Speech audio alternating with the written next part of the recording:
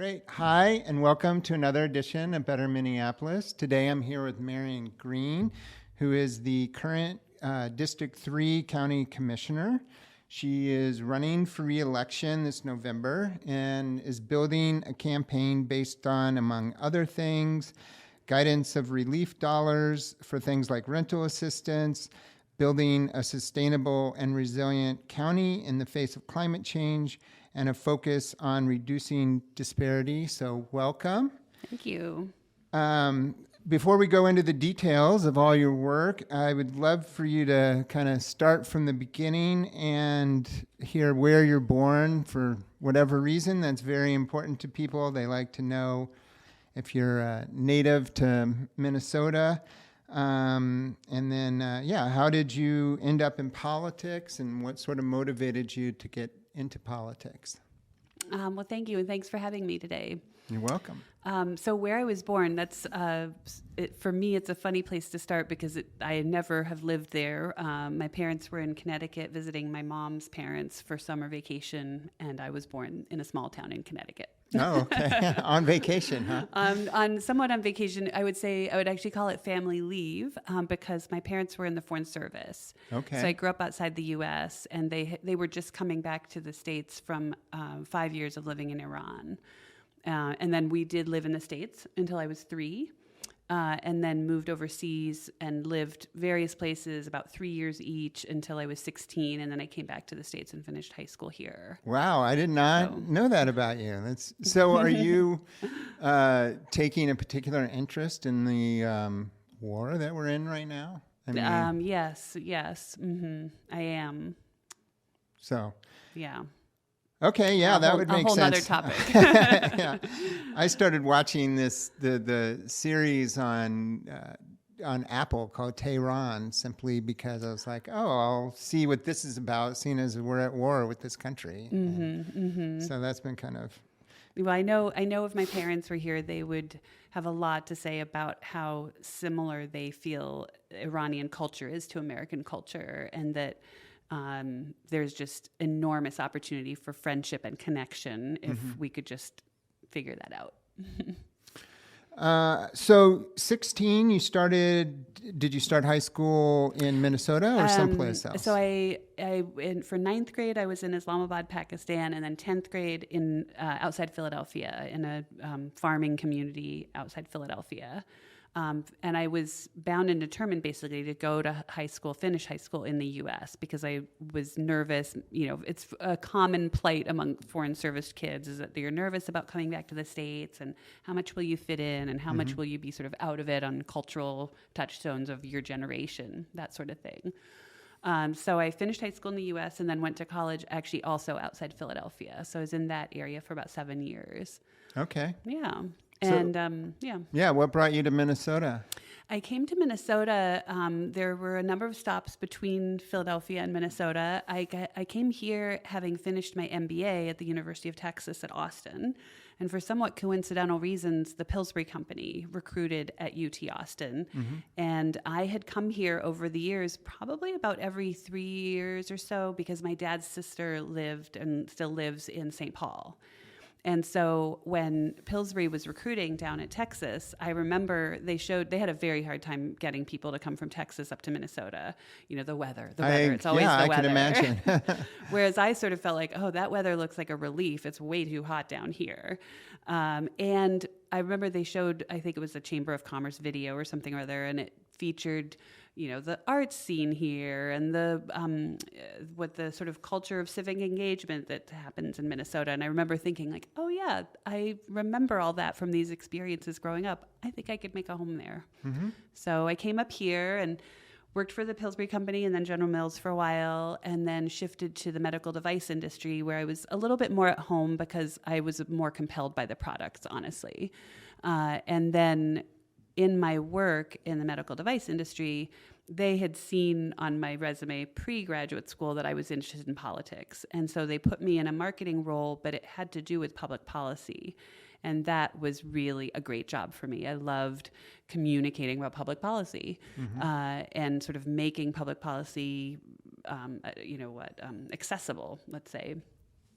And yeah. Well, that's interesting because in my mind, you're just always been a politician, right? I mean, right. Because you've been in the commission now for 12 years? For 12 years, yes. Okay. And before that, I was a legislator for 2 years.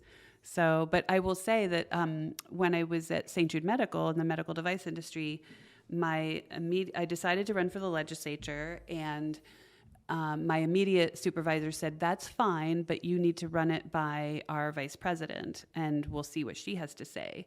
And that person was Angie Craig, who's now in Congress. Wow. Okay. And so it was a funny conversation. I remember being very nervous and thinking like, well, if the company says, "Thank you, Marion, but we are not interested in a part-time worker. We want you all or nothing." My husband and I had sort of planned that I would say, "Well, thank you. I'm going to pursue politics." But the conversation went very differently because Angie had an abiding interest in politics and in running for office herself, I think, at some point. And she could see that actually, especially with the legislature, it made a good pairing. I was focused on Medicare payment systems, and the busy season for that happens to be the off season for the legislature. So I could go between the two, and it worked out nicely. Great. Well, she's been a guest on the show. Has she? Oh, yeah, nice. yeah. Excellent. So let me hear what you see or feel are some of your accomplishments while you've been in office that you're proud of, and after 12 years, and then what is some of the work that you still want to get done? Thank you. So you mentioned some of them in the introduction. So I'm extremely proud of the county's climate action plan, and that's work that we took on during the pandemic. I was chair of the board at that time for 4 years, and it was important to me that the county both respond to the pandemic, obviously, and be an excellent funnel for a lot of federal dollars that were coming to us, and spend those wisely and in sort of long-lasting impact ways. And I wanted to make sure we still did the things and move forward on things that were important. So things like climate action. I didn't want that to fall to the wayside. And that's when the county wrote its climate action plan. And then there's been an ensuing zero waste plan. And these are not plans that are like up on a shelf collecting dust. These are plans that are guiding the work that we're doing every day. I especially think of that, and we may get to this topic later, but I especially think of this in the context of closing the HERC, that we are determined to be a zero waste county, and we're doing the work to get us there. So one of the, I focus a lot on the city, as you know, and it's always like I have to take a step back to figure out, well, what's the city doing? What's the county doing, right? So you mentioned a climate action plan. Yeah. I think the city has one too. I mean, but they're separate plans, right? Everyone is kind of working towards zero waste is the ideal, right? Yes, exactly. That's the ideal. And there is, I guess, let me just say up front that there is no clear way to describe sort of where the county's work ends and the city's work begins, or vice versa. Okay. So it's not just me then. It is not just you. All right, it is definitely not just you. And I certainly, when I'm talking to residents, I always say, just ask me, because even I might be about to find out about a new sphere of county work that's happening, because we are involved in so many different spaces. And I am proud that we are a pretty good partner. And so initiatives from all of our cities and from state government as well, like we're often at the table. And so our two climate action plans sort of dovetail with each other a little bit. And that's true for all of our cities. Like I want to mention that Hennepin County includes, and I have the number here, it's like 41 cities. Right. Yeah. So it's, we have a lot going on with our other cities as well as Minneapolis, but they're all very important partners in work, especially things like climate change, where it's enormous, the responsibility is enormously diffuse. And so we really all have to be sort of moving in the same direction in order to have an impact. Well, along those lines, I just had a conversation with Eric Roper, and one of the things that we talked about that you sort of mentioned there, you have 41 different cities. I think there's 35 different police forces and chiefs, and coordinating all the different government bodies has got to be such a challenge. I mean, different park boards, city councils, commission. I mean, it's a lot. There's a lot of government out there. And so getting everyone kind of moving in the same direction with climate goals seems like a real challenge. It is, absolutely. And of course, there are still detractors out there, still people who think it's not a thing. But it's very important that everybody be moving in the same direction on climate change. And I do think, as I was sort of alluding to, I think the county has really strong relationships with all the layers of government, certainly everybody that you named. And some of that relationship building is dependent on the elected officials as well. And I take pride, and I think also that work is very important. Okay. Yeah. So, any other highlights that you would for the last 12 years? I was hoping you'd circle back. That was just one of them. Another highlight of my work has been a focus on housing stability. Yeah. And I would say sort of family stability. I just want to clarify, I think for my audience, I feel like, a lot of emotion gets directed at the city over housing, but the county supplies a lot of the funding, so I happen to know, like, they rent a lot of rooms in Bloomington, right, for homeless families and things like that. And when I get reports on homelessness, they come from the county. And I don't know that a lot of people recognize or understand what big a role the county plays in funding these programs. Thank you for highlighting that. We are the big funder locally, and a lot of federal dollars also come through us. So we really have an outsized impact, I would say, on the supply of affordable housing. And I do want to say up front, like, you'll hear me say, I'm really proud of everything that the county is doing to invest in affordable housing, and the need for affordable housing is growing faster than what we can do. And so this is also a space where I think, how can we be disruptors or, change the system in a bigger way? Because what we're doing right now is putting a pinky finger into a bigger hole. Why is the need increasing, do you think? Is it because more people are moving to Hennepin County? Is it because, they're finding it harder to find jobs? Is it because the housing is becoming more expensive? I mean, what's driving the additional need? The growing need. I would say at the heart of it is the growing gap between rich and poor, and the fact that, that an hourly job doesn't cut it anymore. I've met people in the community who may have 3 minimum wage jobs, and they can't find housing or housing that's near where they need to be. Right. This also segues nicely into another thing I'm really proud of, which is some accomplishments in transit and transportation issues, because our society just assumes that everybody will have a car, and that's an enormous financial burden that we put on ourselves and everybody.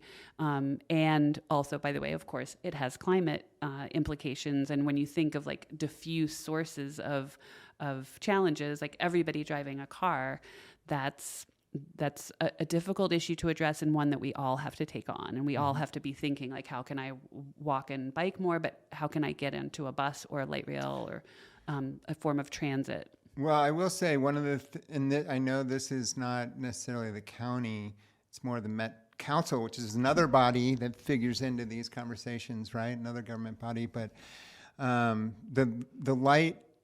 green rail, right? Isn't it the Green Line? Mm-hmm. Green Line extension.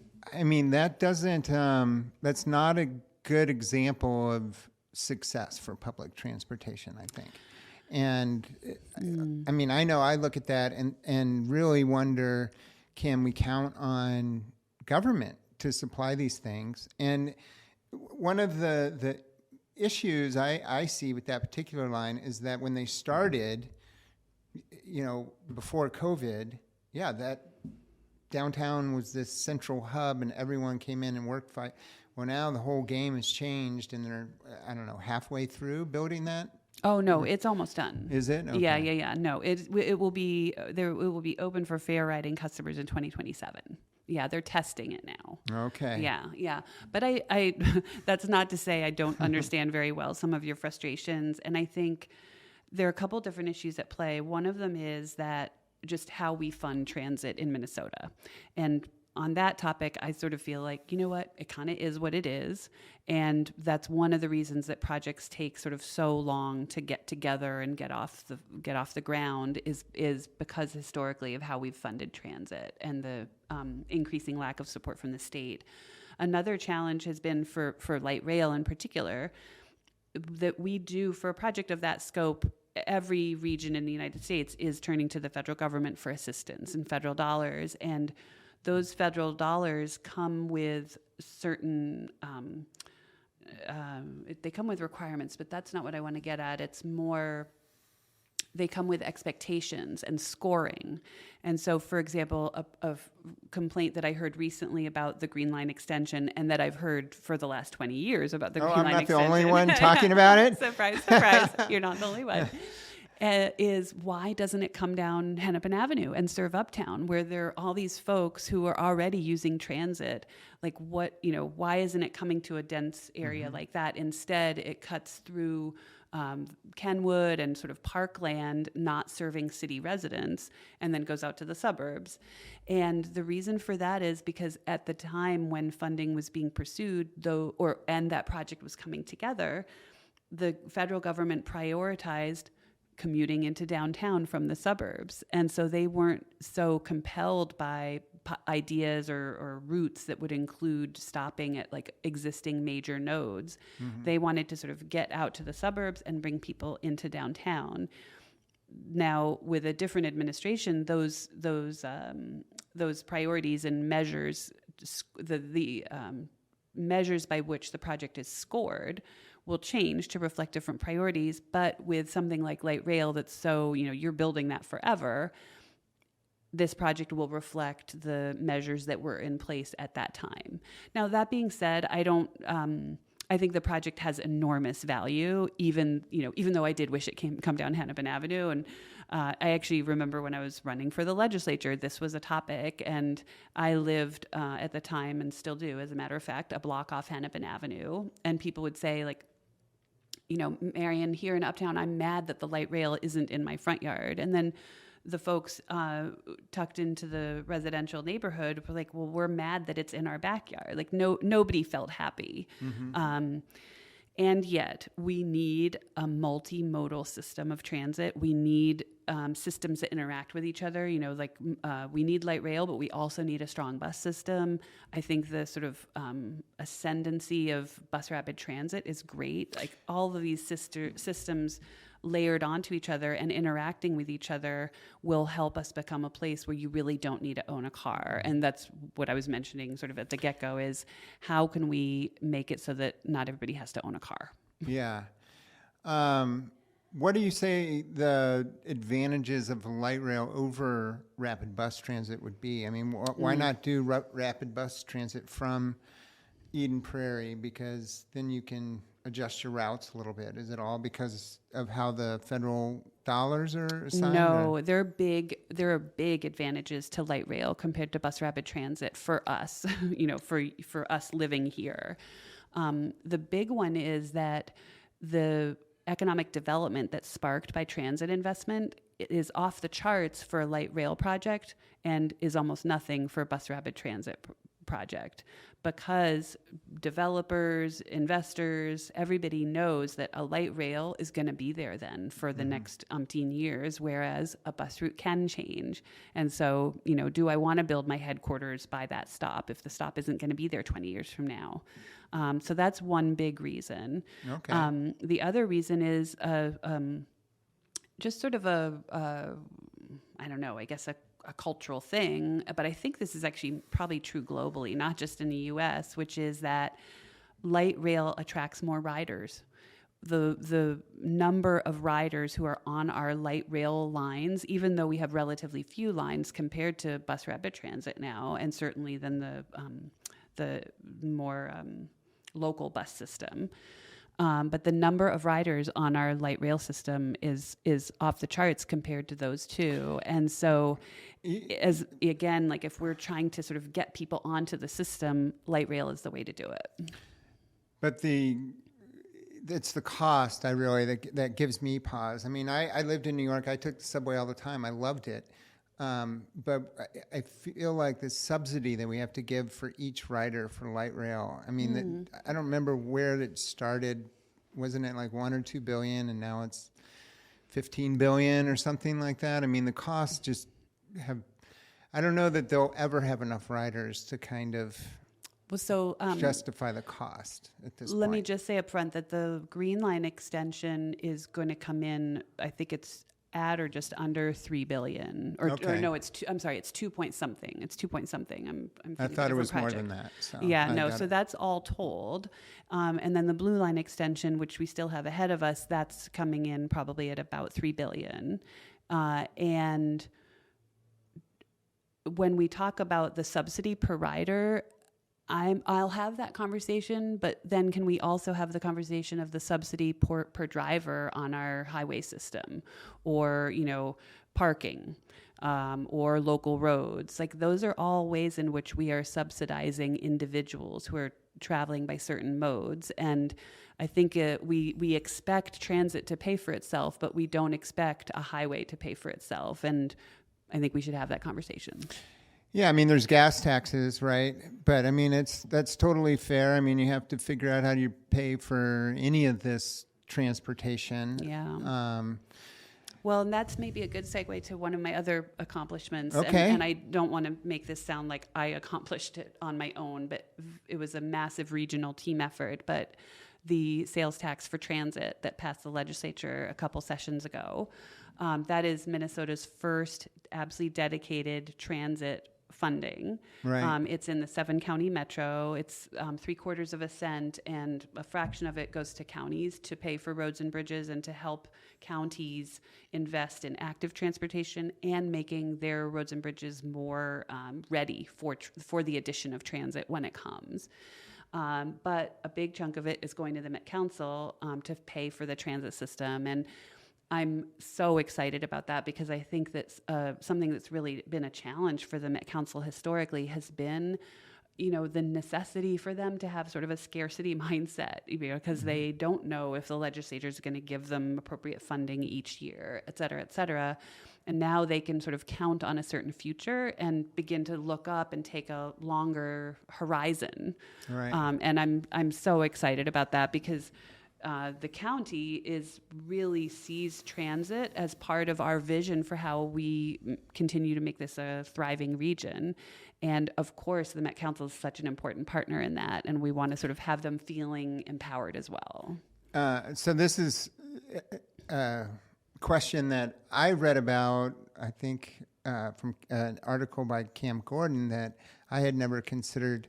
He was talking about the Met Council and whether or not it should be an elected board. Very interesting. Yeah, I mean, given like what you just said and the amount of power they have and the money that they're getting, it does seem worth considering. I mean, because frankly, I don't ever pay attention to what they do, even though they're very important and have a lot of funding and all that stuff. Just an idea. I'm very much on the record as being in favor of an elected Met Council. Oh, okay. Yes. In fact, there was a group established by the legislature, I think a couple cycles ago, that was about looking at how we could change the configuration of the Met Council to be, to meet the needs of the community better. I guess, let's say it was an open question. And I feel like an elected Met Council would mean that the elected folks are sort of responsible to the public in a different way. I mean, of course, there's amazing public servants of the Met Council, both both hired and appointed. Right now, the Met Council is appointed by the governor, whomever the governor is, whichever party. I think that can be challenging if we were to have a governor who isn't necessarily thinking about the needs of the metro area, because the Met Council really is about the 7-county metro. It's it does not have a statewide mission. Yeah, I mean, there's a lot of things that make sense to do on that scale. Like if you were going to say like you said, the special tax for transportation is a good one. If you were going to say put a extra tax on upper income, which has been discussed, that to me, if they were going to do something like that, I would like it to not just be Minneapolis, but to cover a much larger area. So things like that, it does seem like it would be good to have coordination of that. And even, like, say, the minimum wage. Yeah, have that be more regional. Interestingly enough, you're sort of also describing the history of county government, which is that, cities found themselves each investing in hospitals, in library systems, et cetera. And there was, for each in their turn, there's been an interest in consolidating, because not just for cost savings, but for that regional point of view. It's so important. And the Met Council, of course, is that for the entire metro area, which I think is incredibly important, especially on certain topics. Well, one kudos to Hennepin County is the library.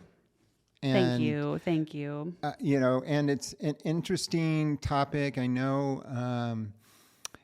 So I watched that press conference about Uptown that happened a week or two ago. Yes. And I was drawn to your comments about some of the work that is going to be outreach that's being done through the Walker Library there.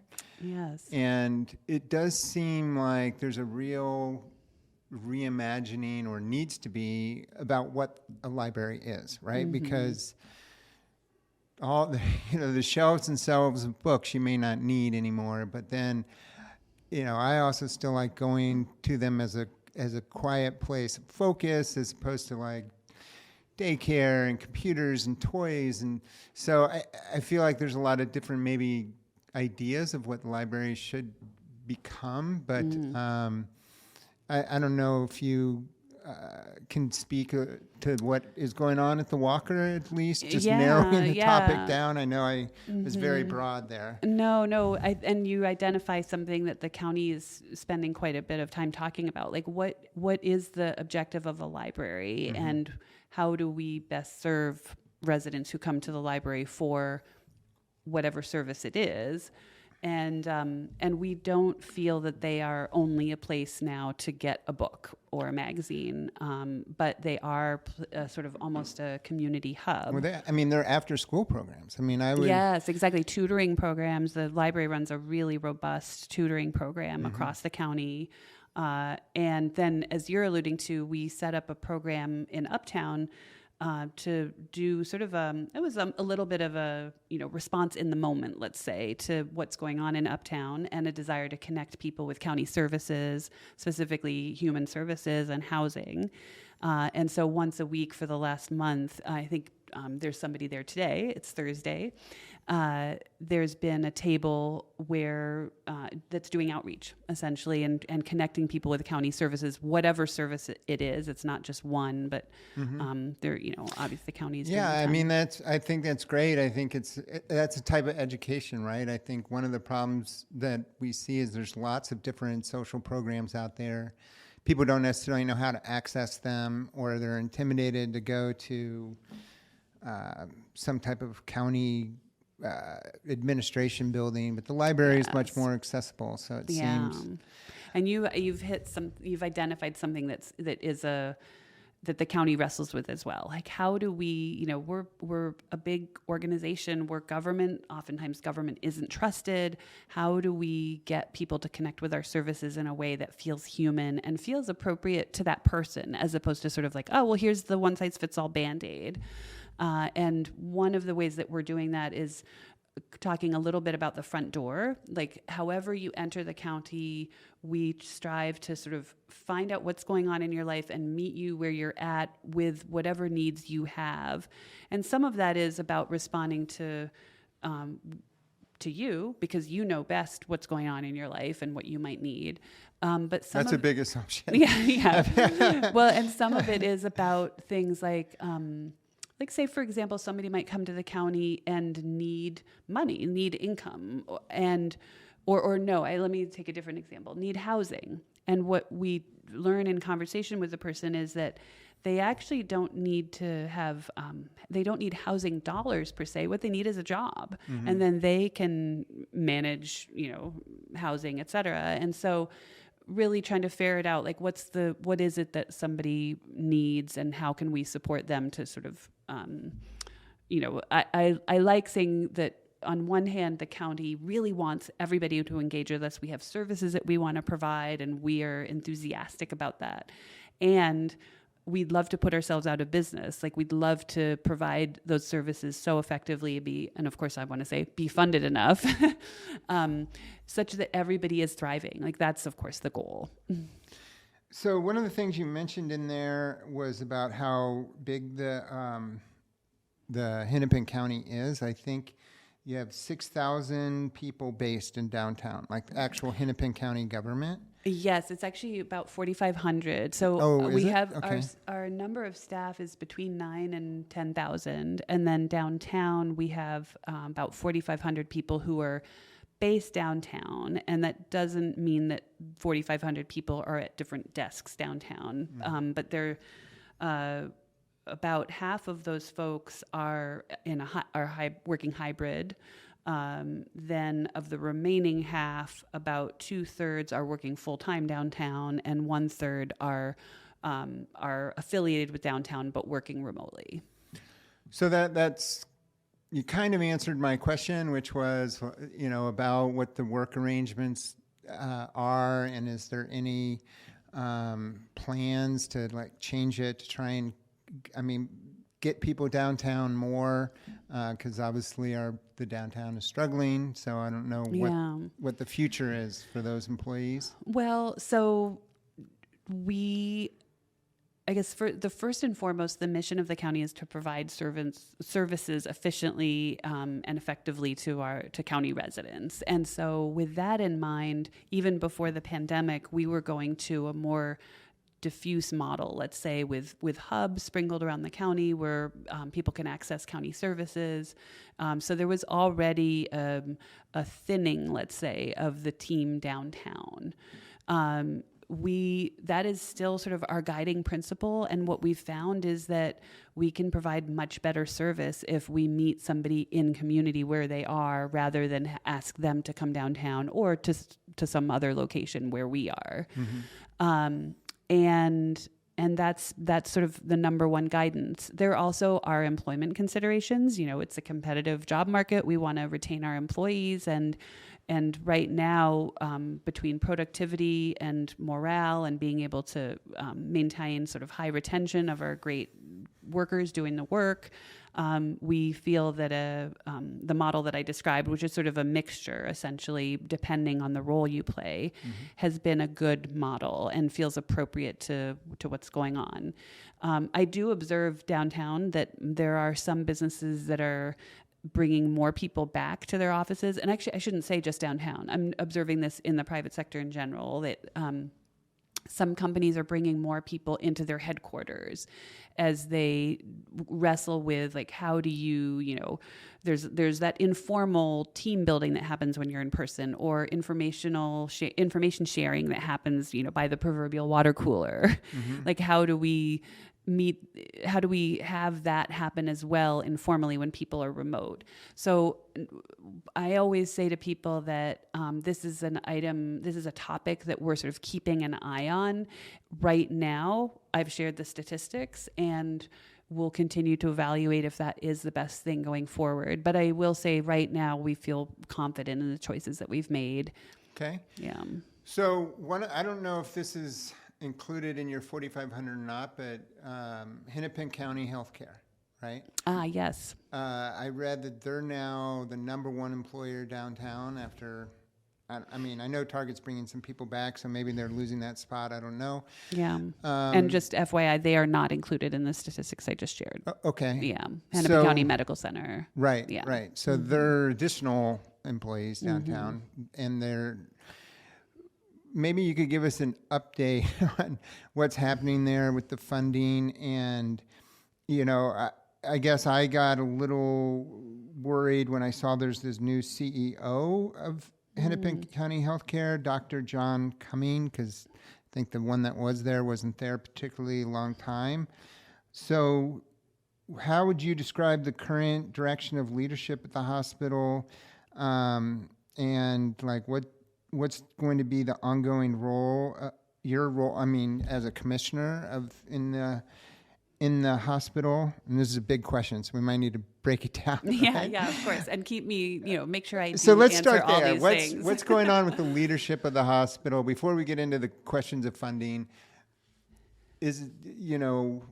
Do we have a good setup now, or are more changes still coming? There more. I'd say yes to both. Okay. Just a year or so ago, the county board asserted itself as the board for HCMC and its clinics. And let me maybe even back up farther than that and say that the HCMC and its clinics are a subsidiary of Hennepin County. So we own them. We're sort of the backstop financially, et cetera, et cetera. And so given the budget challenges that we're facing in the institution, and also a sense that we had a great community board, and it was preventing us, not the board purposefully, but let's say that just the layers that existed meant that the county board wasn't feeling like it had sort of direct access to information that we needed in order to sort of feel confident on how it was being run or what the finances looked like, et cetera, et cetera. So we, and I will say I didn't start with this opinion. I did not want us to become the board. And I have been reassured by every one of my colleagues in conversation that none of us want to be the board of the hospital permanently. But we felt, and eventually clearly I felt like it was needed. And so we stepped in. There has been turnover at the CEO level, and of course it's not ideal. However, everybody who's served in the role I feel really good about, and everybody has, each person has been the right person for that moment. So that gives me some confidence. Dr. Cumming is a wonderful human being and also has a really deep resume affiliated and embedded in HCMC. So he comes with a lot of credibility. And he actually was interim CEO several iterations ago. So he has that experience as well, which is fantastic. What we've done now is we've gone to the legislature to say, Hennepin County property taxpayers can't foot the bill any longer. This is a statewide resource. Some might even argue a regional. Upper Midwest regional resource. I feel as though on cue, there's always an article in the Star Tribune about like somebody from Wisconsin who got flown to HCMC. So we've gone to the state to say, we can't foot the bill any longer with property taxes, and we need a different funding solution. And what we're proposing is a shifting and expansion of the ballpark sales tax. So the sales tax that's paid for the Twin Stadium was 0.15 cents on the dollar. Can I clarify something about that? Yeah. I see even people in the legislature think it's just taxes collected at the ballpark. Oh, interesting. They don't. It's a Right. countywide. No, it's sales they call tax it on, the yeah. ballpark tax because of what it's paying for. Yeah. But it's not just collected at the ballpark. I just want to be Yeah. clear I'm on like that. looking at the camera. It's Yes, the that is whole correct. county. Yeah. Okay. It's sales tax from the whole county, from anything that has sales tax in Hennepin County. Okay. So 0.15 cents on the dollar has been going to fund the ballpark, the building of the Twin Stadium. And those bonds are actually paid off already, even though the tax permission, let's say, ends next year. And what we would like to do is essentially repurpose it and up it to be for healthcare. So raise it to a cent and have it fund HCMC. And also, as part of that arrangement, I think the proposal that we've teed up, I always feel like anything at the legislature sort of teed up for conversation. Let's call it a first draft. Excuse me, but I think that as originally sort of conceived, it would also include some funding for ongoing maintenance at the Twin Stadium. Now that it's built, there are ongoing capital costs that to keep it going. So what are some of the alternatives to your idea? When you're talking, I'm thinking about the transportation tax. It's maybe 7 counties. Would it make sense, given the importance of HCMC to the state, the region, to have the taxing base larger? Like maybe even the whole state? I mean, but it's certainly the Conceivably. 7. Yeah. So I would say yes, absolutely. It would make sense. It's a statewide asset. So many people in all parts of Minnesota train there. So we're HCMC is sort of filling the pipeline of workers, Sure. and that's for physicians and nurses and pharmacists and X-ray techs and you name it. Because if you think about it, to that point, it's like Hennepin County might pay to train a doctor who then goes and works in, outstate. Outstate. So in a sense, they're They're I not don't want to be here. We're not selfish reaping the about benefit of it. Yes. But you see where I'm going. Oh yeah, absolutely. And it's wonderful. Like I'd say sort of philosophically, I'm delighted that HCMC plays that role. And you're exactly right that there is a statewide benefit, and we are interested in a solution that will pass this year. And so ultimately that means probably a Hennepin County sales tax. There are, like in the conversation of the legislature, some other ideas have been teed up, and at this point I'm feeling like everything's interesting, and what will pass in 2026. So what are the numbers looking like? I think there's some sort of prayer vigil going on right now to try. Oh, really? Oh, interesting. Like a 24-hour prayer vigil. Oh, yes. Actually, I met somebody who's participating in this. Yeah. I think that's to put a little bit more pressure on the legislature to get something done. Yeah. So they're obviously not completely confident that something is going to get done. Do you and I will have a say, sense like of another sort of layer of that, and I don't know how much this is informing the prayer vigil, but we also are interested in a solution, not just a solution in 2026, but a solution that will provide for long-term funding that can be bonded against. Because a lot of the expenses for the hospital are capital expenses, so they need to be able to bond against that money. And a sales tax will do that. And then the other piece that's just so important, and we are experiencing this right now, and I just, wringing my hands on this topic, but because of the instability and the murky future, a lot of fantastic people are leaving the hospital. And so that's a brain drain that is not good, both for HCMC, but also, as we've been discussing, really impacts sort of the state healthcare environment. Well, yeah, it does get into some really thorny discussions, or at least it could, about the healthcare system in general, right? Because one of the things that the hospital is struggling with is the number of uninsured patients, right? And then you say, well, why is that? Why do we have so many uninsured, and why is healthcare so expensive in the first place? And why is our health insurance tied to our employer? And so there's a lot of different ways. In the gig economy, if people are managing one or multiple gigs, then which one, if any, provides health insurance? Or people will have health insurance, but it's not very good health insurance, and so they'll have such a big deductible that they can't meet their deductible, and so then essentially, financially, the experience is that they're uninsured, even though they would technically be underinsured. Yeah. Even for someone with a corporate job these days, they face that same question. Yeah. It's very difficult. And increasingly, we are seeing facilities elsewhere in the region and close by, when I say that, saying like, oh, you're not insured, you need to go to HCMC. That's where you get your care. And so what's happened is that HCMC has become the place.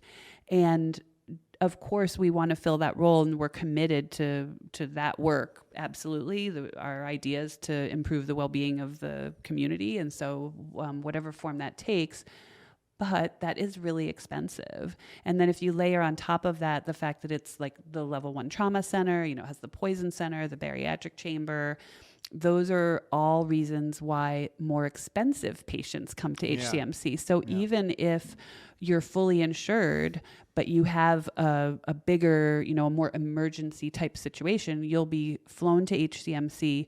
And then the way that we pay for healthcare in the U.S. is the hospital, or any hospital, gets a set amount which is not connected to how much a patient costs, but rather it's just a set amount based on diagnosis codes and whatnot. Right. Yeah. And so again, because we get the more costly patients, that's another thing that's providing enormous financial pressure.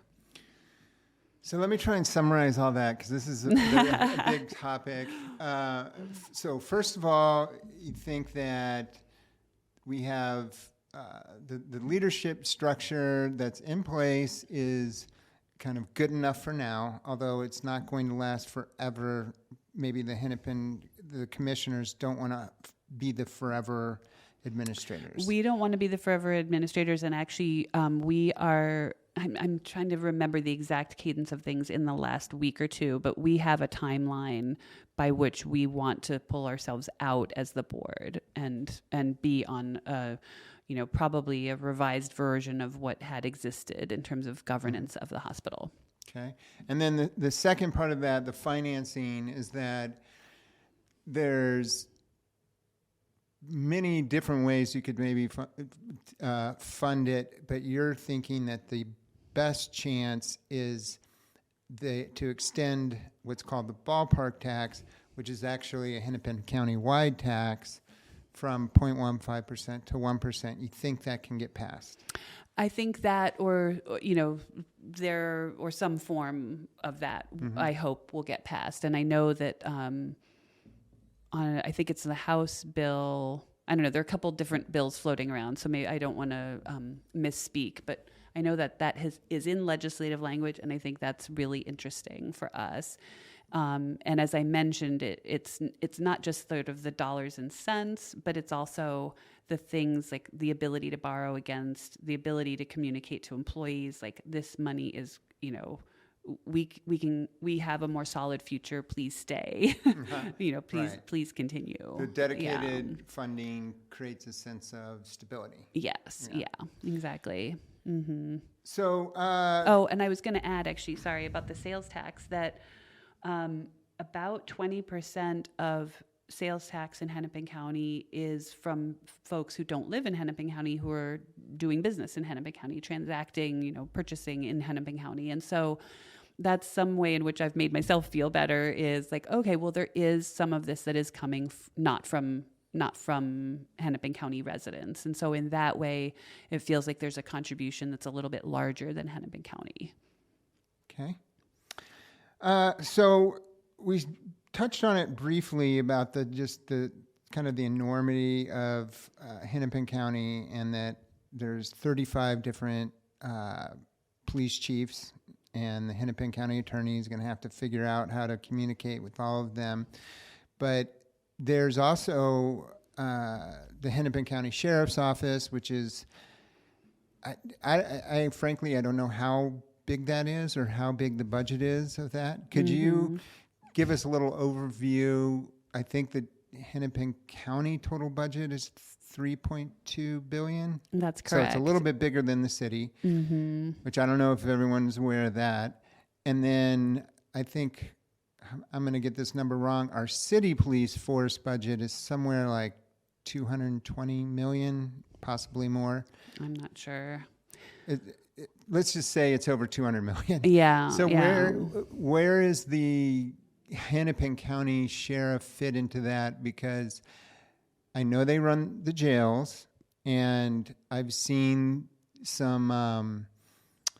I think there was a lawsuit against the jails because they didn't have enough space for people, and they were shipping people out of state, which was very costly. So I feel like there's a lot going on with the finances of the Hennepin County Sheriff's Office. They've got a big task with the jails and all that, and I'm not sure what else they do. So how would you describe their mission, if you will, and their budget and stuff like that? Yeah. I'm glad that you asked about this, because I have been quoted a little bit out of context on this topic recently, and so let's have a conversation. So the role of the sheriff's office is in statute, and the things you began to list them. There's the jail. There's transferring people to and from the jail, between the courts and the jail. They are the police force on waterways. So, for example, Mississippi River, Lake Minnetonka. And then also they are the local police in a number of smaller communities in Hennepin County that don't have the tax base to have their own city police force. And that's what's written in statute. What isn't written in statute is an important role that they play as a regional convener and a sort of... What does that mean? Well, like they're, if we want to have collaboration, which we do across the local police forces, the sheriff's office is a logical sort of person to bring people, or organization, I should say, to bring people together, bring organizations together. We were talking earlier about like all the layers of government. Yeah. Like the sheriff's office really is, in terms of public safety, especially clearly,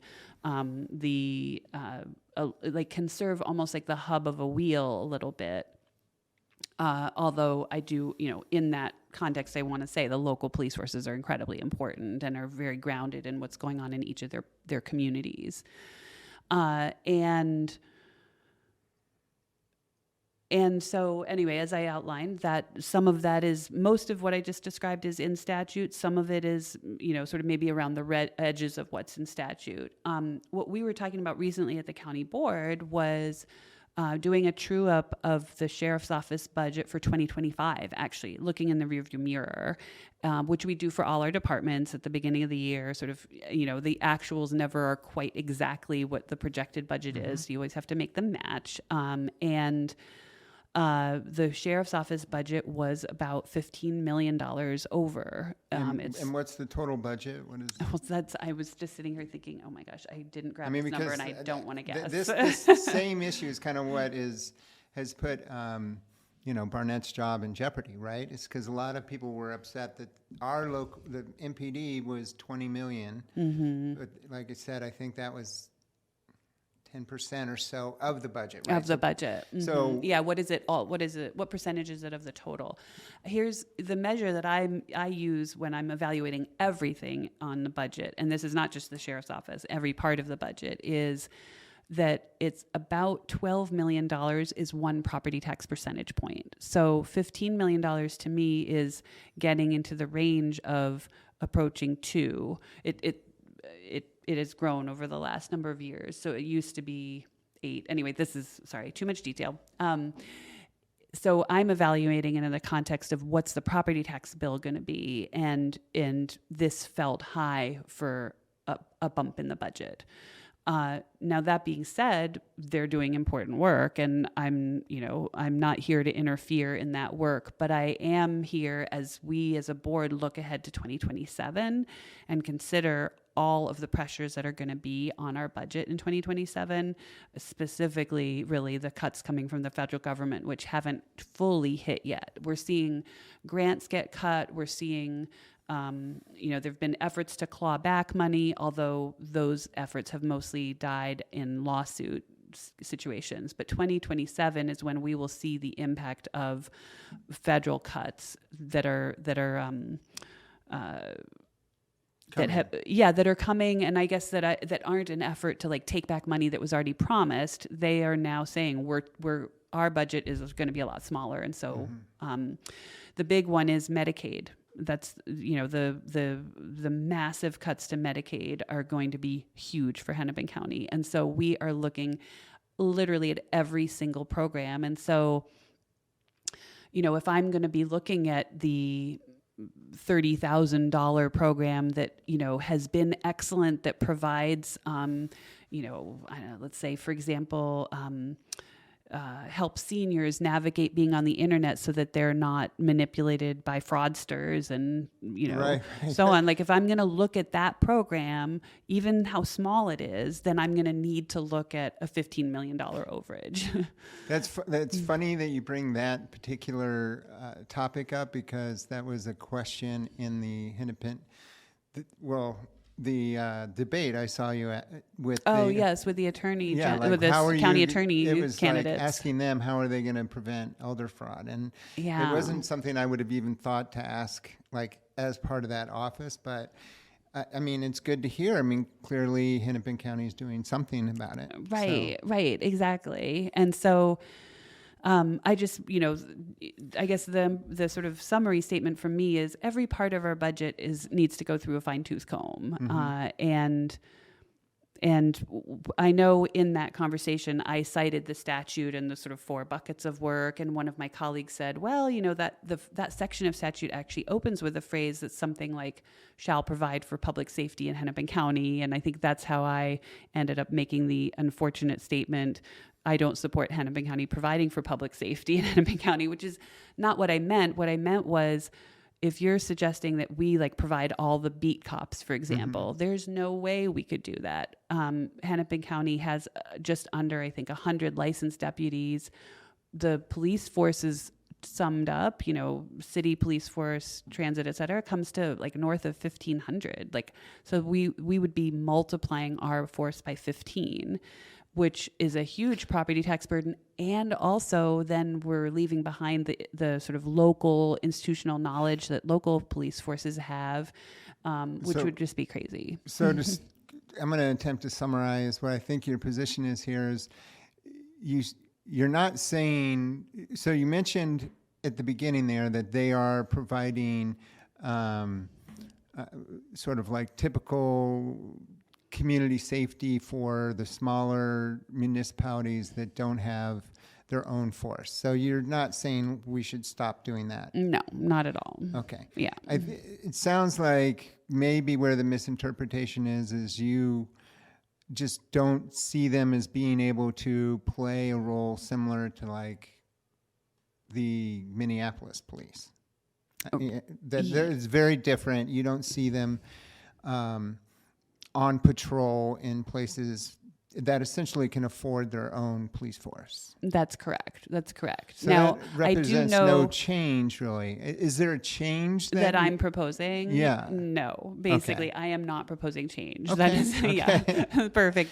The one thing I do want to say, just because Minneapolis is a very particular example, because it's so much bigger than the other communities, is that the sheriff's office and MPD have sort of their own partnerships and whatnot that are a little bit different than they are for smaller cities. And I'm not making a comment on that. I just want to acknowledge that they exist and that they're important. And as you got to, I am not proposing change. Okay. So I am curious, Dwana Witt, unlike the Minneapolis police chief is appointed. He has to get approved by the city council. That's a big discussion right now as to whether that's going to happen. A lot of people are upset with DeWitt and her, I don't know if I would say her performance per se, but more her allowing Hennepin County sheriffs to play a part that they feel is inappropriate in Operation Metro Surge. So that's a long way of saying she's got to win the vote. I don't think anyone is opposing her. Not that I know of. So assuming that even with, possibly not having managed the budget to the board's liking, she's going to be the next sheriff. And how does your office interact with her other than just keeping track of the budget? I mean, you don't actually, would the board ever weigh in, say, on how, whether or not sheriffs should be used as guards at the Whipple or something like that? Do you? Yeah, our role, our influence is informal. It's in the fact that we're talking about sort of what's going on in the county, and those are chances to say, hey, here's what I'm hearing from my constituents. And so I will say I don't always agree with Sheriff Witt, and I also know that there are so many ways in which she is incredibly grounded in the community. And,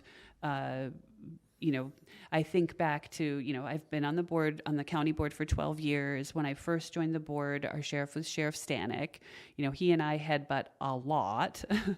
And I know from having tried to get out there to recruit some great people to run against him, how hard it is to find. It's sort of an interesting thing that's worthy of somebody's doctoral dissertation, which is there is not a lot of overlap in the Venn diagrams between people who are licensed to carry and members of a police force and people who want to run for office. Like those two circles do not overlap a lot. And in that process, I felt like I sort of began to understand how challenging it would be to find somebody like Sheriff Witt. Honestly, I think she's fantastic in so many ways. Do we agree on everything? Well, obviously not. Those topics have come up in this conversation, but she offers a lot to that role and to our community. Okay. Yeah. So I want to move on to a more controversial topic, which is transit, and in particular, Lyndale Avenue. Oh, I was thinking, what could be more controversial? Well, I'd be delighted to talk about Lyndale Avenue. I guess I'm sort of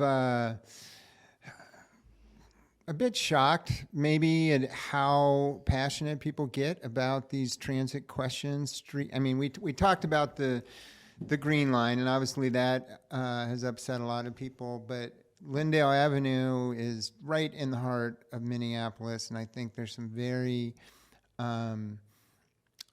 pronounced opinions about it. I don't know that everyone understands that it's actually a county road, right? Yeah. So what is the process by which this happens? I met the project manager. He works for Hennepin County, but then so the county proposed something, then they went back to the drawing board. Now they have a new proposal, but it needs city approval, my understanding, right? And that's then correct. Maybe even the mayor to sign off on it, or no? Well, so walk us through the process and how are we going to get a final design for Lyndale Avenue? Great question.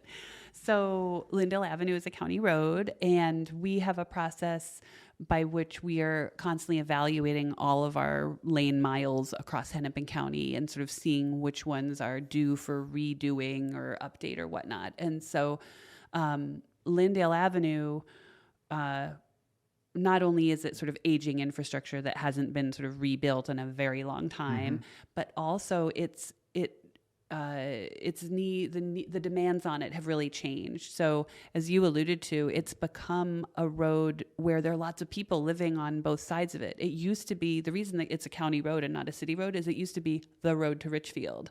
Like it was an intercity road.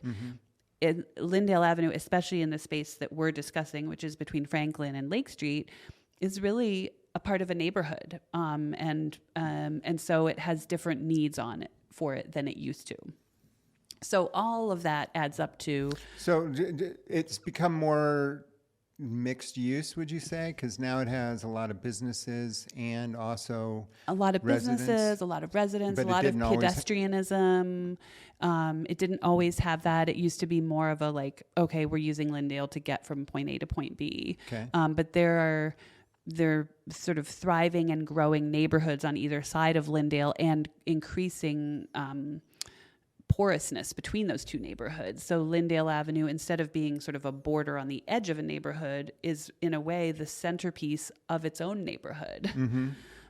So I'd say sort of that plus aging infrastructure and the need to really update the pipes that are underneath the road, sort of the guts of the road, has meant that that a remodel of Lyndale in that section has really sort of come to the top of the list for Hennepin County and capital investment. So that's how it got teed up. And even that list is already, we are, as an organization, always in conversation with all of our cities. Like, hey, we think we're going to redo Lyndale Avenue in this segment. What do you think? And there was a lot of conversation both with the city because of Hennepin Avenue being rebuilt. And then also 35W was being rebuilt as well. So we needed to sort of wait our turn a little bit and make sure that we didn't sort of put the whole area and every major street under construction at the same time. So that partnership starts early in terms of trying to stagger these sorts of projects. And I think there's federal dollars come in too. And one of the things I've heard on some of these projects where it's like, well, why are you doing this now? Or it's because there's sometimes like a timeline from the federal government and their portion, right? Like you gotta break ground by this date if you want these federal if funds. you want these dollars. That is correct. I will say on Lyndale Avenue, we're not under that pressure. Okay. Yeah. So we can time it. We have the luxury of timing it. Well, because it's not happening quickly. I mean, it wouldn't start until 2027, right? I mean, now it's actually probably going to start in 2028, and it does. That has to do actually with the staggering question, because Franklin Avenue is being rebuilt, and we want to make sure that project gets done before we dig into Lyndale. And that project, for various reasons, now is looking like a 2-year project, and so it gets bumped out. I mean, kind of back to our point earlier about the train and how long it's taking and the money. I mean, and I feel the same way about roads too, right? Yeah. And the bridges. Mm-hmm. And it just boggles my mind at how much these cost and how long they take. But I want to get back to how the plans will get approved. So does the board have to approve them or not? The board will approve them at a certain point, but by that point, it's interesting. Like, do we call approval like when the board votes thumbs up or thumbs down, or the board today is informed about what's planned for Lyndale, and heads are nodding. So by the time the actual vote happens, yes, that's the approval, but commissioners have had a chance to weigh in. I mean, like, people want to know, like, okay, you're taking out these 10 trees. Mm-hmm. What of it? Do you get down? Do you get down to that level of detail, or do you just you do? We do, because, well, that's a whole nother topic. But I do feel, we are increasingly feeling like trees are infrastructure, mm-hmm. and that canopy layer and those big trees are an important part of. We need them the same way we need roads and bridges. Like, it's all part of sort of the fabric of what makes the community work and what's healthy. So. There's some sort of county planning commission. They come up with the plan. They think it's good.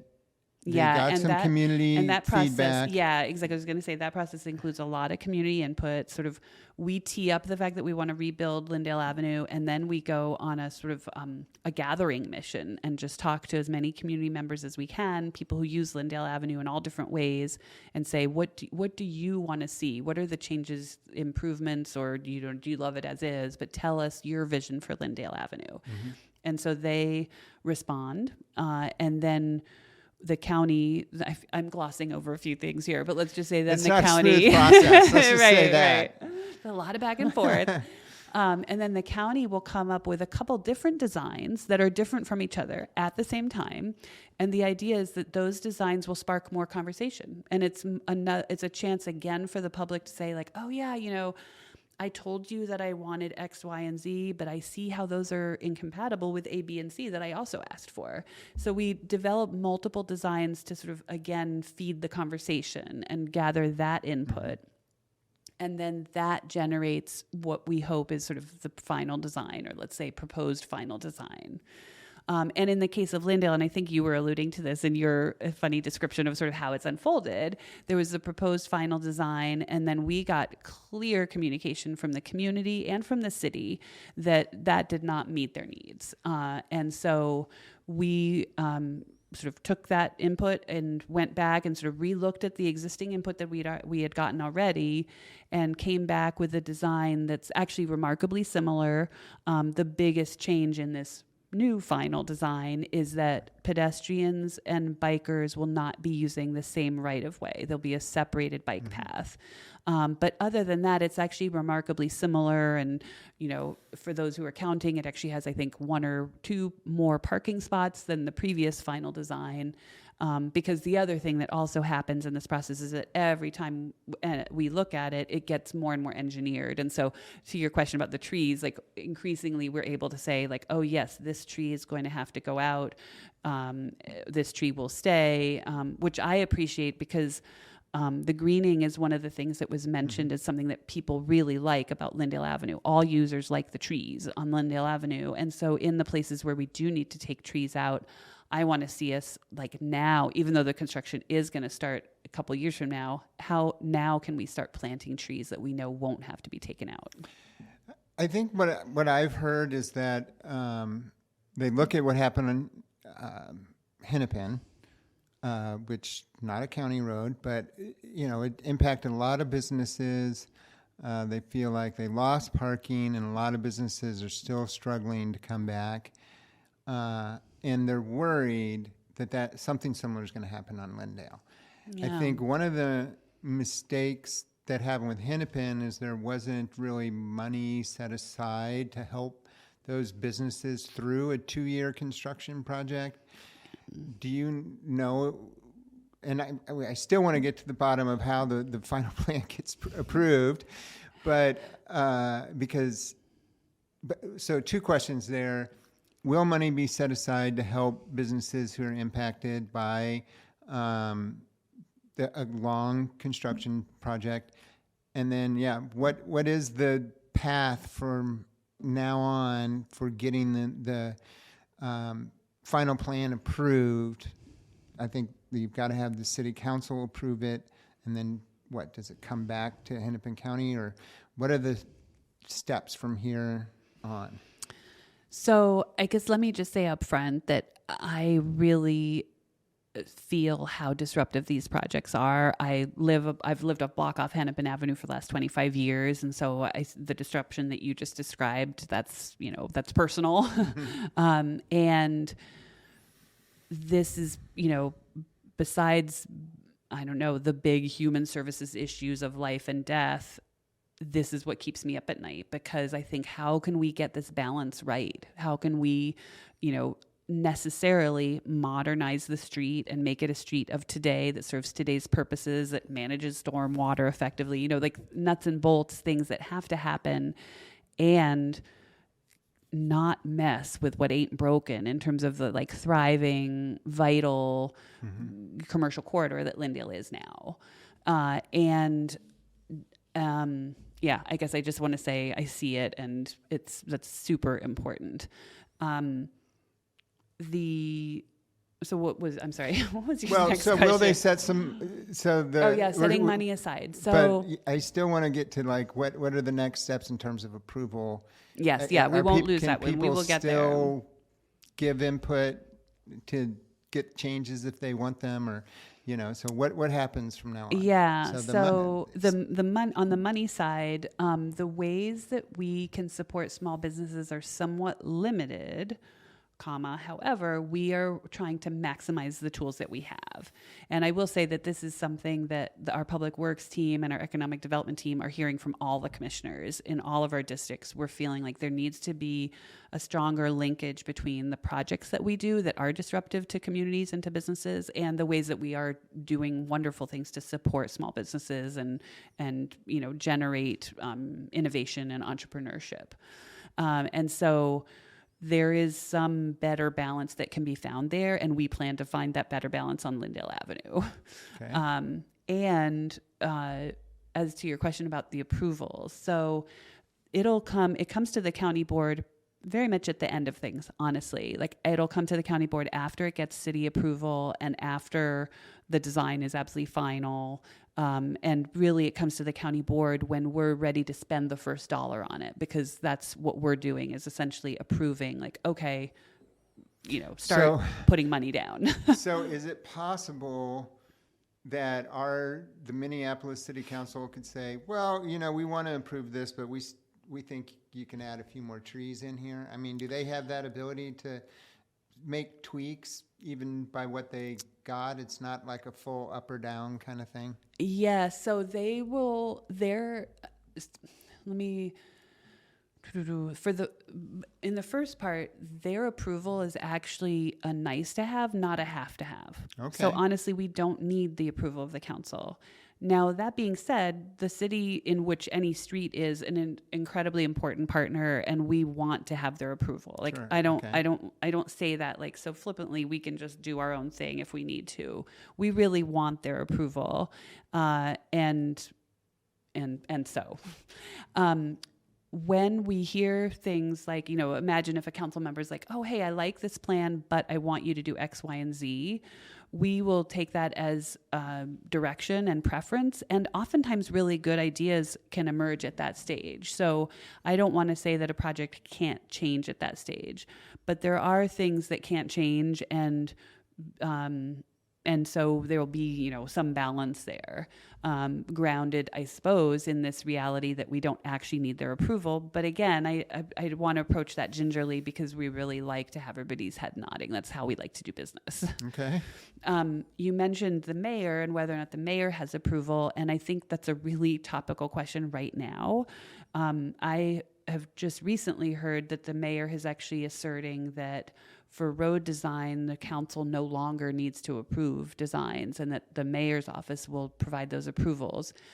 We're trying to find out what that means for Lindale Avenue. I will say that so much work has gone into this process and gotten us this far that I hope that we're sort of grandfathered into the old way, just because it'll be sort of a new set of conversations and a new group of people to educate on the project if we need to go the new way. But that's a question that's on my mind, because it's different.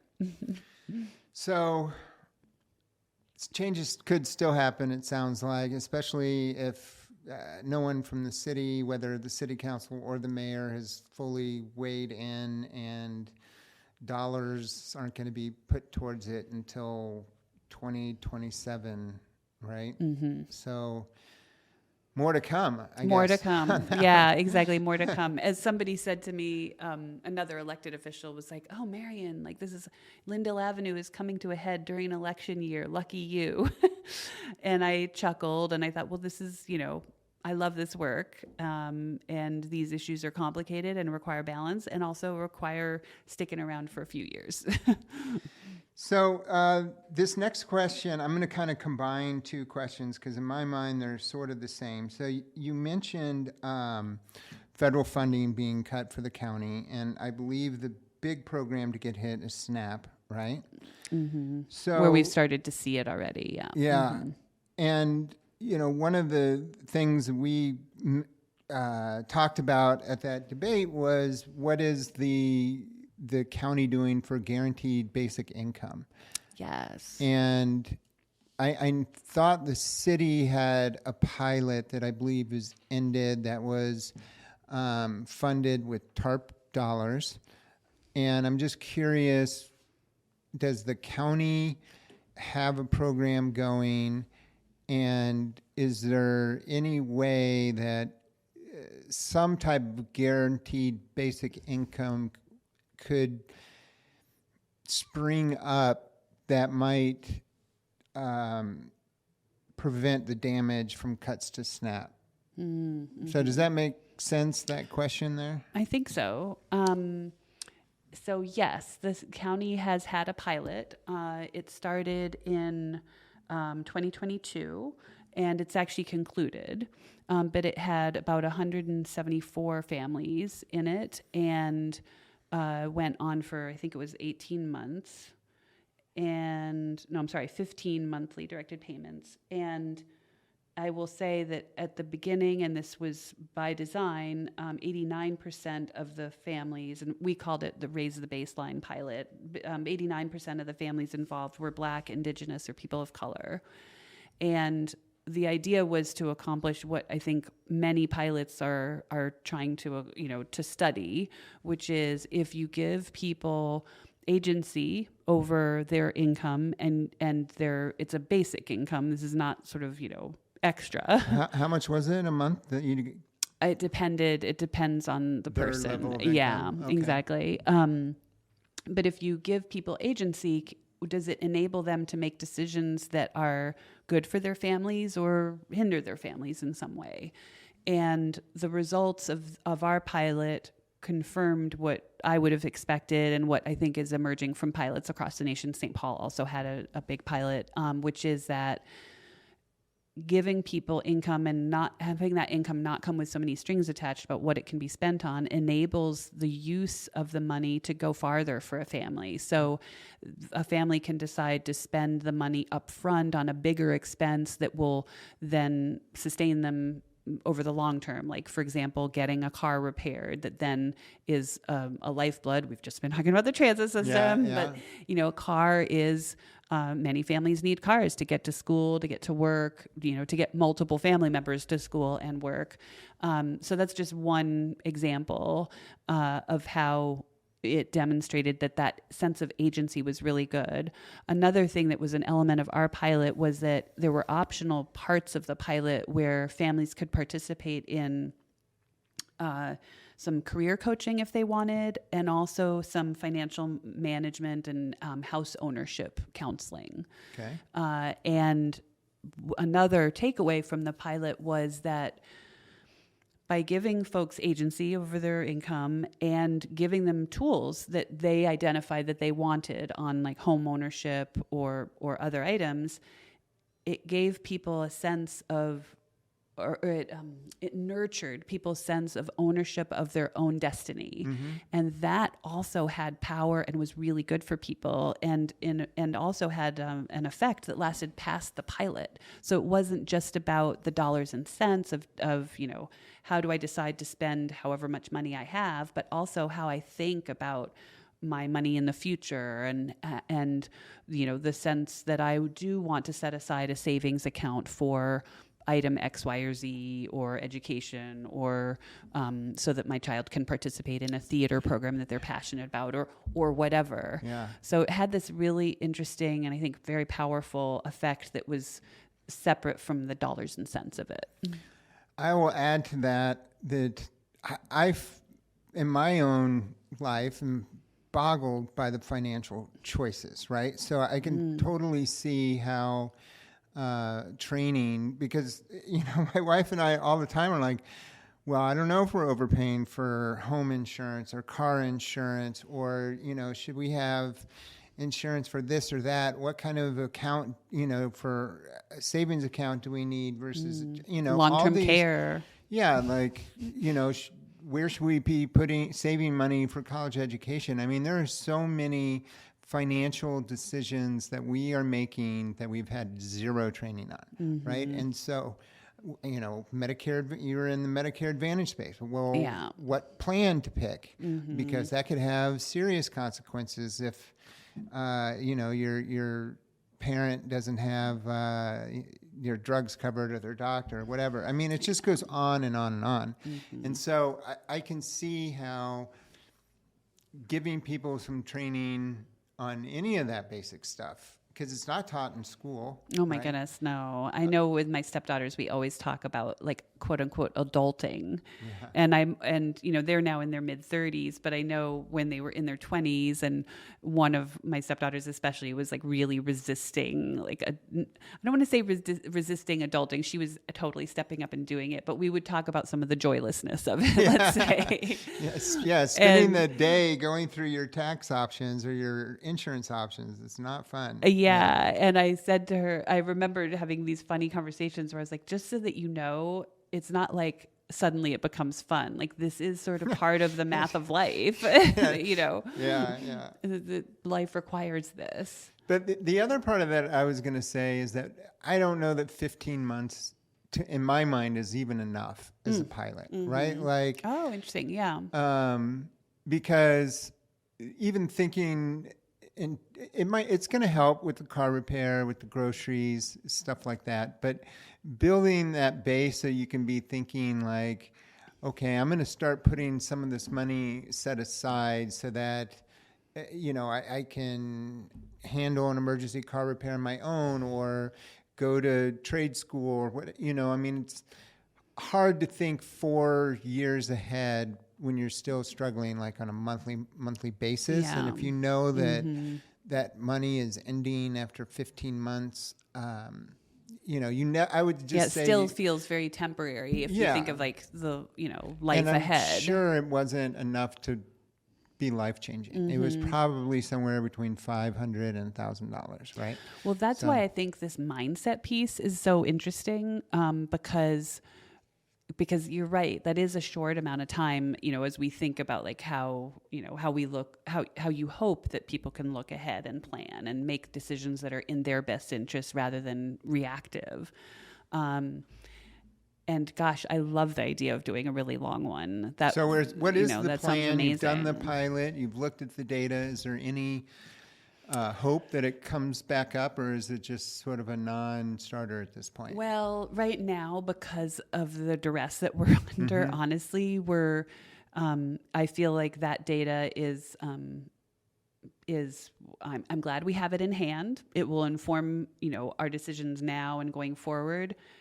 But I can't say that we're going to be able to do now what we hope to do with it now. It might be farther down the line.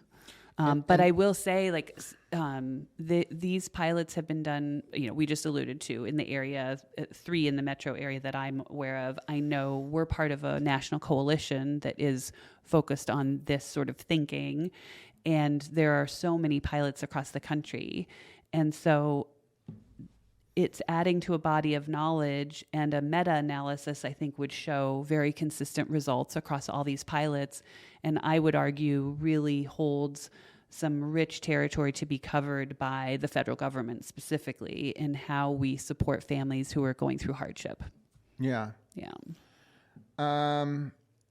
So you're kind of saying maybe it's better done at a federal level than a county? Well, because a lot of the funding that we get for programs that are safety net programs are federal dollars or even state dollars. So that's, to me, where we would have the greatest impact and where this data will sort of create the greatest change, let's say. But that's not to say, something that I always tell people about the county, one of the things that makes us powerful is that we are what's called in Minnesota is a pass-through state. So federal and state dollars pass through the counties. But it's not just that spending that makes us powerful, but the ability to sort of ask for permission sometimes to spend it in different ways to do things that we think are more effective. A great example is Hennepin Health, which is an accountable care organization that's essentially like an insurance plan, let's say, for people who are experiencing poverty. And when it was first developed, the team developing it essentially got permission to spend what we think of as classic healthcare dollars. Okay, the person goes to the ER, we got to pay the bill for the ER. But instead, could we pay for that person to have a burner phone so that we can call them and remind them to take their heart medicine, and then they never go to the ER? Well, that took some wrangling to sort of get that permission, but gosh, did it save money for the system? Right. And that Hennepin Health has just been ever since like a hotbed of innovation in healthcare delivery and in healthcare payment. And that is the way in which I feel like the counties, and Hennepin County in particular, really demonstrate sort of what can be done if you let us do what we can be good at. So what's the plan for the SNAP dollars going away? Is there a way to innovate into that? Yeah, exactly. Can we grow a tree? No. That's a really tough one. And with SNAP and with other programs like that, I think that we're really going to be looking to the state for a state solution, because every county in Minnesota has the same question. Oh, okay. And on one hand, I feel very lucky that Hennepin County, has a really strong and healthy tax base. We have property taxpayers who, by and large, support the direction that we're headed in and the work that we're doing to sort of lift the community. And that's not true for every county in Minnesota. And we realize and believe that we're an important part of this like larger ecosystem that is Minnesota. And so solutions are going to be better done at sort of the bigger regional level. Okay. Yeah. One of my kind of questions is about the Hennepin County homeschool. So my family actually moved out here so my wife could work there. They've since closed it down. And I'm just wondering what the future of it is. Do you think the county made the right choice in closing the Hennepin County homeschool? For people who don't know, it was I think it's 23 acres, gorgeous property, and it was helping youth who had been in prison sort of get services, get prepared to go back into their communities after they've served their sentences.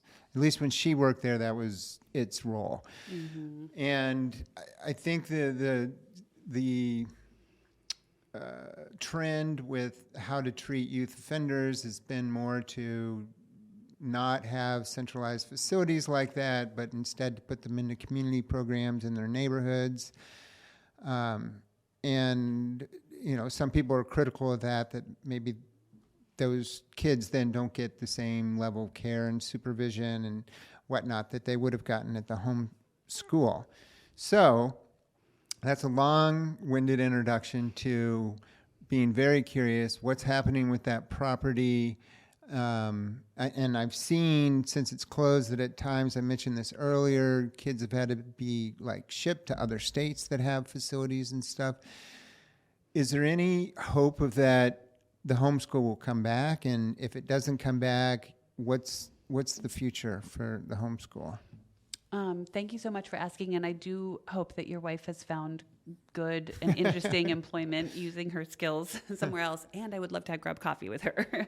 You can pass that on. Okay. So a chunk of the property, and actually it came to about 145 acres when it, in its original. Well, I guess when I said 23, actually, Or is that the buildings area? I think it's been assessed at 23 million, or the golf course asked to buy it for 23 million. Oh, so wow. It's worth a lot of money. Yeah. So yeah, I got that wrong. So it was 145 acres to start? Okay. Yes, yeah. And a chunk of the property has become the home for the medical examiner's office, which is a collaboration between Hennepin County and 2 other counties. And actually, I hope I haven't misspoken, it might be 3 other counties. But anyway, it's a collaborative, sort of a regional asset. And on the county homeschool was a series of smaller buildings, and really at the heart of why the county homeschool closed were 2 forces. One of, as you described, one is the increasing desire to place kids in community rather than in a space that was sort of very much outside their community. And, by the way, a downside was nobody could get there by transit and so on. And also the built environment at the county homeschool did not reflect sort of modern values and best practices for caring for kids. And so that was sort of another reason that the county homeschool became dated. And when you say that, is that because it had locking cells? Because, they had horses and animal therapy and stuff there. It seemed... I think that they were visited by an animal therapy organization, but I don't think horses were there. I know I wrestle with this because I think in the telling, it sounds bucolic. It was a beautiful piece of property out in Minnetonka. It's right next to a golf course. It's lots of trees.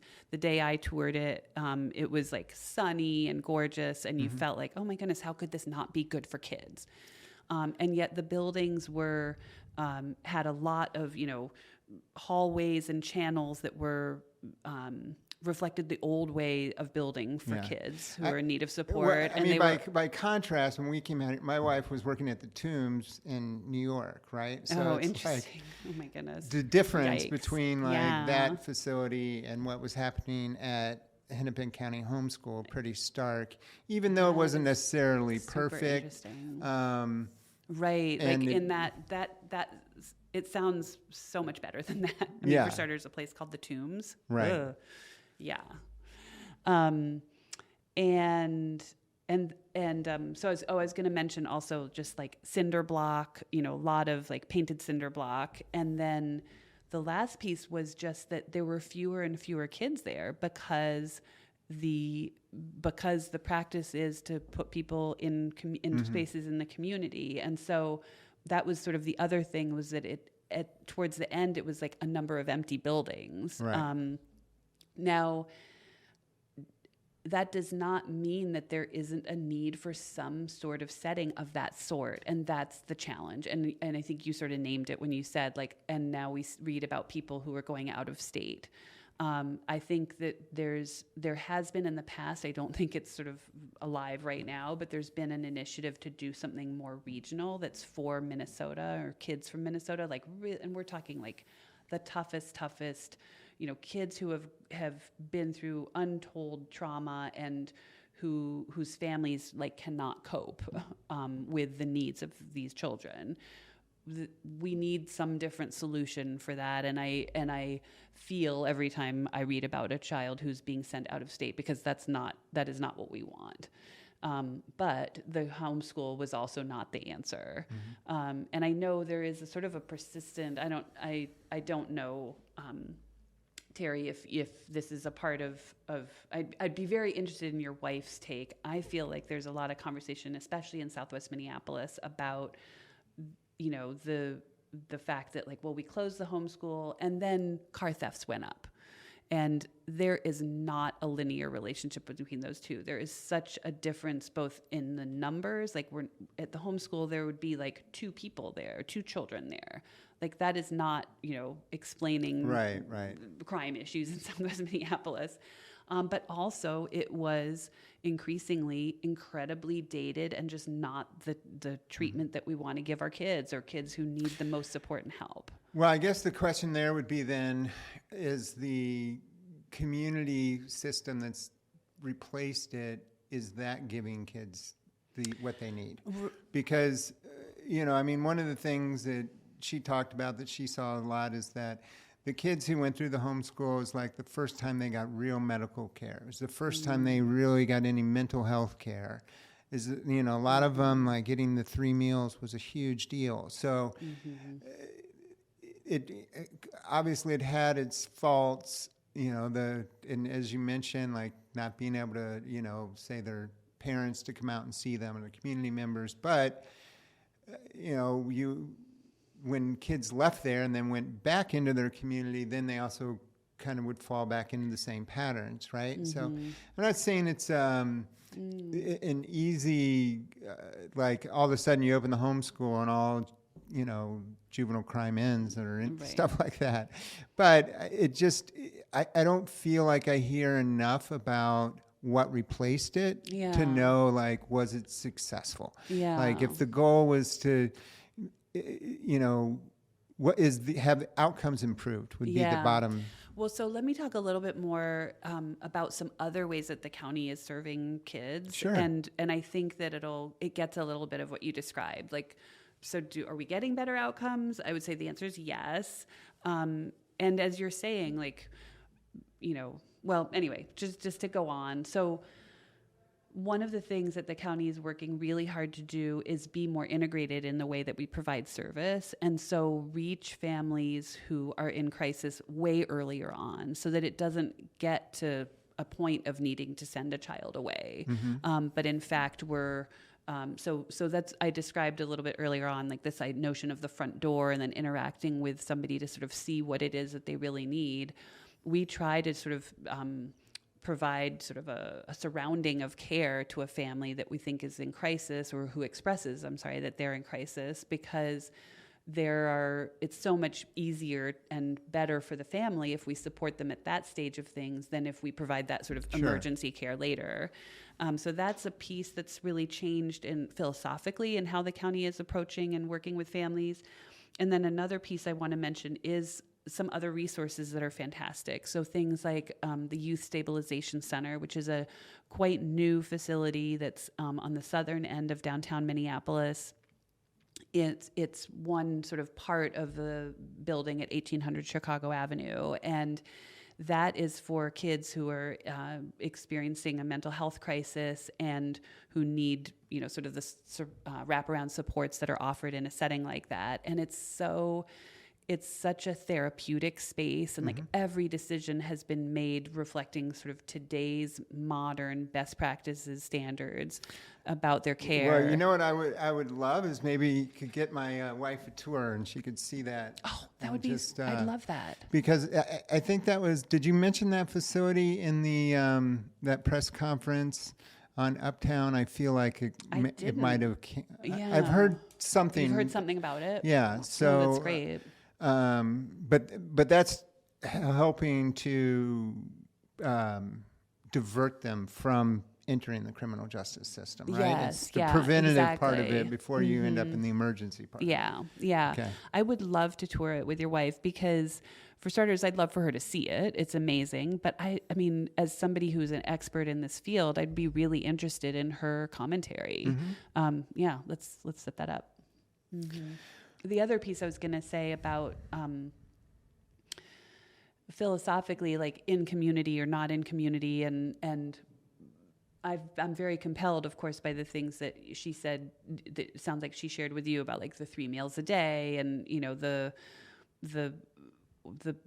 positives that can come out of a place of resources like these, and that is that we're also finding, and I think I'm saying we, Hennepin County, but I think I mean government and support services are finding that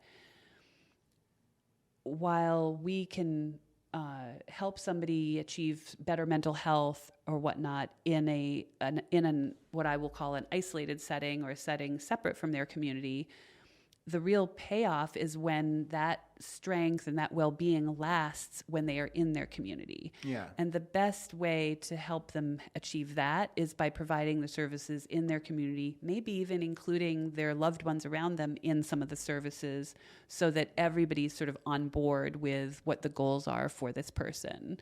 And so that's the other thing that we're trying to work on is making it so that communities are also strong and can help their young people in this conversation, but whomever, sort of stay on the program with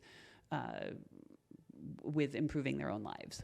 Yeah, it reminds me sort of the concept, like if someone has to enter substance abuse therapy and they go to a resort in Arizona for 30 days to dry out, and then but then you come back and you're in your same group and your same patterns. social milieu. Yeah, so exactly. does that, is there a better way than that trip to Arizona? I don't know.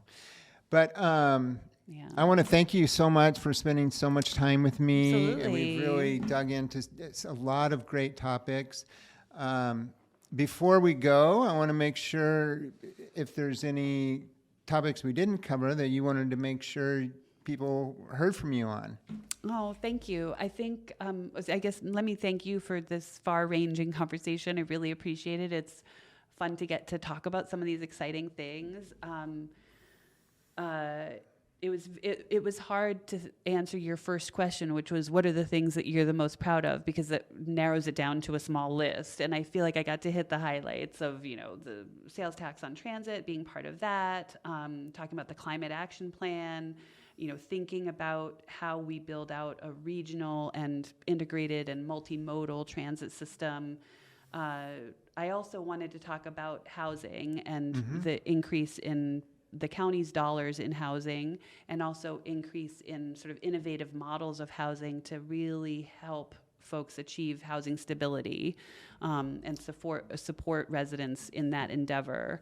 And some of that really was sparked by the big federal dollars that came during the pandemic, but then I really want to thank my county board, for supporting that elevated level of spending to support affordable housing investment. So are you talking about like sort of the ongoing programs, or do you mean like the new influx of dollars that are coming because of Operation Metro Surge? And I know there's like the 3 groups, there's Clues and a couple other nonprofits that are helping to give people direct rental assistance. But that is amazing work, and I'm actually talking about something else. Okay. Something Maybe that's you been could in place describe both longer. of them Yeah. a little bit. So when I first joined the county board, the sort of philosophy, let's say, of housing and housing stability had emergency shelter over here as one need and housing over here as a totally different need. And it was sort of the two would never meet. And what now the county perspective is, and I think there's just so much validity to it, is that it's a spectrum. Like people who need emergency shelter, well, they probably also are going to want support with stable housing once they get out of emergency shelter. Mm-hmm. It's just that the emergency shelter is the need of today. And what the county also found back in the day was that the people who were trying to access affordable housing county clients were not able to get in there because there would be requirements placed on residents or whatnot. Who knows?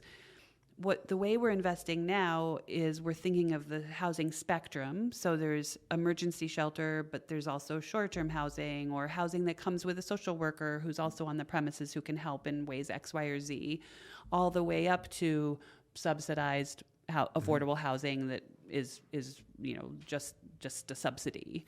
Well, this is where, I think about the guaranteed basic income and kind of what you're saying. It's like if they have the money themselves in that agency, they can maybe decide, what their need is for that time. Exactly. Right? Like I need to pay the rent, and that's my number one priority, or food this month, or what. And so I don't have all the data on this for sure, but it definitely seems like maybe that this vast infrastructure that we've developed to help people with housing and all the different housing programs, I sometimes wonder, would basic income replace those or be a more efficient way of getting people wherever they need to be in that continuum? Right. And they can decide what that is, what it will go to, because they know their needs best. So have the amount of dollars increased since you've been a commissioner towards housing? Yes, vastly. Yeah. They've increased a great deal. And the county increasingly is embracing, deepening its embrace, I should say, of like a housing first mentality, that like once somebody is in housing where they're happy and stable and so on, then they can address addiction disorder or other things that are going on in their life that take also concerted effort. And I guess one of my big questions around the housing is the how it works with cooperation with the city, because certainly people look to our mayor and our city council and are, upset with them for allowing homelessness to happen in the city. But it sounds like maybe some of that ire needs to be directed to the county, right? Like, this is it's a space of enormous collaboration between the city and the county for sure. There's a table that's called Heading Home Hennepin, or they may have a different name at this point, but it was started maybe 30 years ago as an effort to end homelessness, and it's very much a county and city initiative, the two collaborating, and it still is. So I do think that it takes both of us. Absolutely. Okay. Yeah. So you put that in the column of things that you're proud of.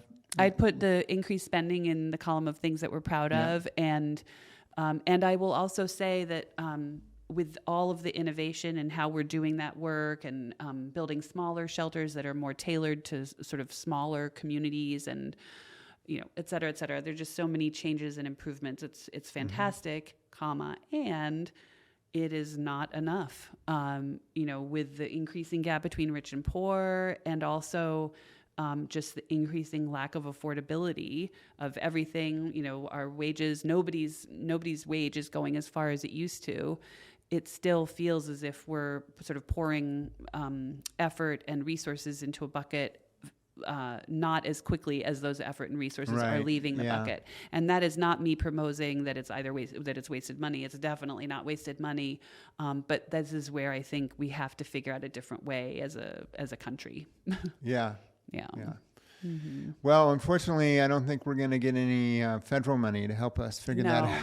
So we're not at a time where the feds are looking to solve national problems. And that's where that collaboration between state and county and the city is so vital, because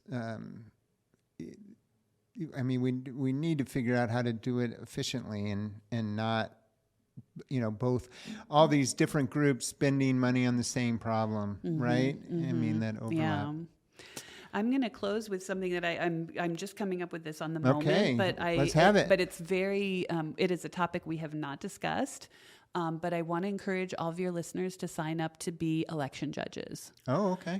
The elections are also part of county work, and the elections this year are going to be, elections are always important. I guess that we know that goes without saying. And there's so much concern around elections, and because of this erosion of the social contract and what government will and will not do for us as a community, I also feel like the elections are more under threat, essentially. Well, I mean, they just canceled the primaries in Louisiana, right? And Exactly. I don't know what they're going to do there. So it's, but yeah, I agree. The election judges, from my experience voting in Minnesota, have been terrific. Yeah. And they seem to really enjoy it and take pride in being there.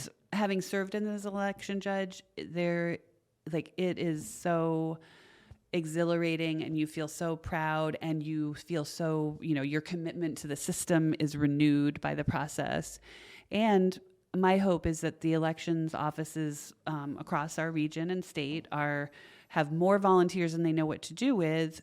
And then those turn into people who can be deployed on election day should there be any issues, which of course we hope there aren't, and everybody's working hard to make that the case. But let's just have a surfeit of positive resources.